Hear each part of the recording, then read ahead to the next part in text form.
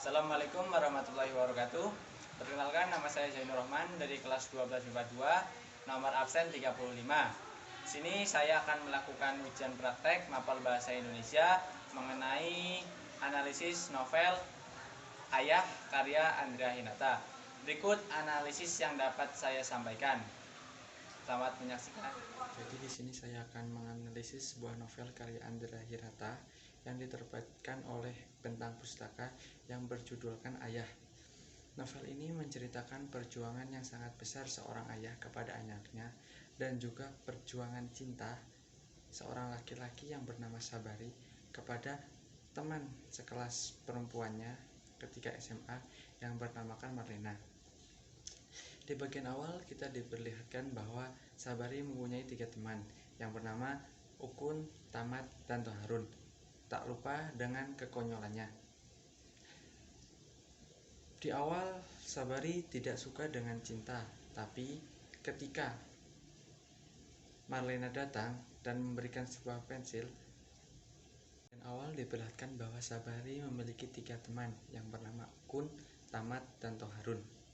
Pada awalnya Sabari tidak tertarik dengan apa itu yang namanya cinta, tetapi setelah Marlena memberikan sebuah pensil, karena Sabari telah memberikan kertas jawabannya kepada Marlena, Sabari pun berubah drastis hingga 180 derajat Celcius, sampai-sampai Sabari membuat puisi setiap hari kepada Marlena. Tetapi usaha itu sia-sia karena Sabari bukanlah tipe laki-laki yang diinginkan oleh Marlena. Hingga suatu saat Sabari pun memutuskan untuk bekerja di toko bangunan milik ayahnya Marlena, yaitu Marconi, sebuah toko batako yang hanya seberapa luas lah gitu, tapi dia nekat untuk bekerja di sana karena untuk mendekati anaknya Marconi, yaitu Marlena sendiri. Hingga suatu saat Sabari tidak sengaja mendengar perselisihan antara Marlena dengan ayahnya, karena ayahnya tahu bahwa Marlena terjerumus ke dalam pergaulan bebas, sampai-sampai dia jarang pulang hingga larut malam, dan sampai dia memiliki kandungan yang entah siapa yang menghamilinya. Dan karena Sabari memberanikan diri, dia pun memperistri Marlena karena dia kasihan kepada Marlena. Nah, setelah beberapa bulan, Marlena melahirkan seorang anak laki-laki yang diberi nama Zoro. Karena Marlena sudah terlumus ke pergaulan bebas, Marlena pun meninggalkan Sabari bersama Zoro, yaitu anaknya Sabari dan Marlena. Sabari pun otomatis tidak apa-apa karena yang diinginkan Sabari bukan berita kelahiran Zoro. Marlena pun jarang pulang dan dia menceraikan Sabari. Sabari hanya bisa pasrah dan tidak menginginkan Marlena karena dia sudah memiliki Zoro. Pada suatu hari, Zoro dan Sabari, yaitu ayahnya, bermain-main di taman. Tak diduga ternyata Marlena bersama laki-laki mengambil Zoro untuk dibawanya pergi, dan disitulah mulai terjadi kegelisahan yang dialami oleh Sabari hingga dia kehilangan semangat, putus asa, bahkan kehilangan kehidupannya, sampai-sampai dia menjadi gelandangan di suatu pasar saat itu. Dan ketika dia sudah benar-benar putus asa, dia menuliskan sebuah surat di tempurung kura-kura dan menuliskannya lagi di sebuah layang-layang lalu diterbangkannya. Dia berharap ada seseorang yang membacanya dan membantu dia untuk menemukan Zoro, lalu dibawanya kembali ke pangkuan Sabari. Hingga suatu waktu kedua temannya, yaitu Tamat dan Ukun, melihat Zoro yang sangat kasihan. Dia pun tidak tega melihat Zoro seperti itu terus. Akhirnya dengan tekad dan usaha mereka, mereka pun mencari di mana beradanya Zoro dan Marlena hingga dia mencari ke suatu pulau Sumatera, dan pada akhirnya usaha mereka pun tidak sia-sia. Dia membawa Zoro dan Marlena pulang ke Belitung, yaitu tempat tinggalnya Sabari. Dan disitulah Sabari mulai merasakan bukan mulai merasakan, tapi Sabari mulai pulih dari keputusasaannya karena dia telah bertemu dengan anaknya yang tidak bertemu selama 88 tahun. Sabari pun meninggal di tahun 2013. Makanya makamnya sering dikunjungi karena di pusarannya terdapat puisi yang berjudul Biarkan Aku Mati di Keharuman Cintamu. Dan pada 2014 Marlena pun berwasiat kepada Zoro agar dia dimakamkan di sebelah makam Sabari dan dituliskan Purnama ke-12. Mungkin itu isi cerita dari kisah ayah yang pernah saya baca. Mungkin unsur-unsur intrinsik yang ada di novel tersebut antara lain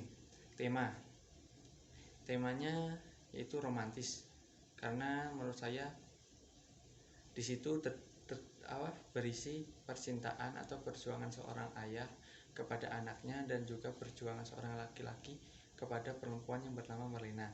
Kedua, alurnya campuran, karena di situ kalian akan disajikan alur yang sangat benar-benar kalian harus pikirkan kembali. Dan yang ketiga, setting waktu. Di situ ada ketika di Belitung, Sumatera, dan sekitar tahun 1970 hingga 2015.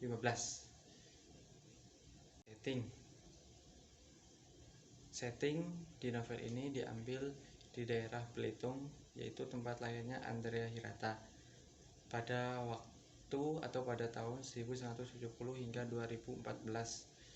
Dan yang kelima adalah penokohan, yaitu di sini terdapat beberapa tokoh yang mungkin sangat menonjol di sebuah novel ini. Yang pertama pastinya itu Sabari, tokoh utama atau seorang ayah yang mendidik Zoro. Dan yang kedua Marlena, yaitu istrinya Sabari. Dan seterusnya yaitu Marconi, yaitu ayahnya Marlena. Dan yang ketiga sahabatnya Sabari, yaitu Ukun, Tamat, dan Toharun. Dan masih banyak lagi tokoh yang ada di dalam cerita ayah ini. Dan yang terakhir amanat dalam novel ini sangat banyak hingga saya pun sangat bingung mau menjelaskan amanat yang mana. Tapi yang sangat saya ingat yaitu jangan sepelekan niat baik yang tidak terlihat oleh manusia, karena malaikat akan turun mencatat niat-niat baik pada manusia tersebut. Itu disampaikan oleh Insafi, yaitu ayahnya Sabari. Dan yang terakhir, kelemahan dan keunggulan dari buku novel ini.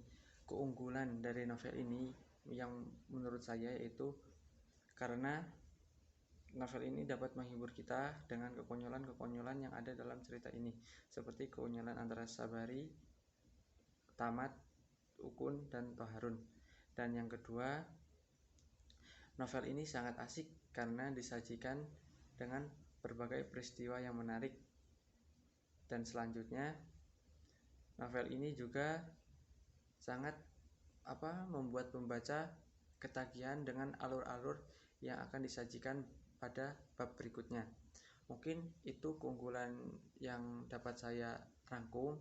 Dan kelemahannya, yang pertama, karena alurnya yang campuran, mungkin membuat semua pembaca akan berpikir lebih lama agar dapat menyambungkan dari bab satu ke bab yang lainnya. Terus, dan yang selanjutnya, novel ini membuat pembaca bingung antara sedih, tertawa, ataupun gembira.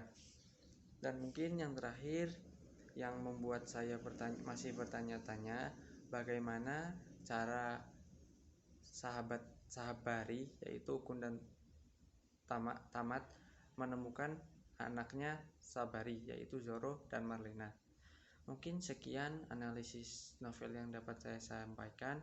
Kurang lebihnya mohon maaf, pastinya banyak kekurangan yang saya sampaikan karena saya di sini sudah membaca novel tersebut, sudah lama membaca novel tersebut. Jadi apabila ada kekurangan atau kata-kata yang kurang pas dengan novel, saya memohon maaf yang sebesar-besarnya. Sekian yang dapat saya sampaikan. Wabillahi taufiq wal hidayah. Wassalamualaikum warahmatullahi wabarakatuh.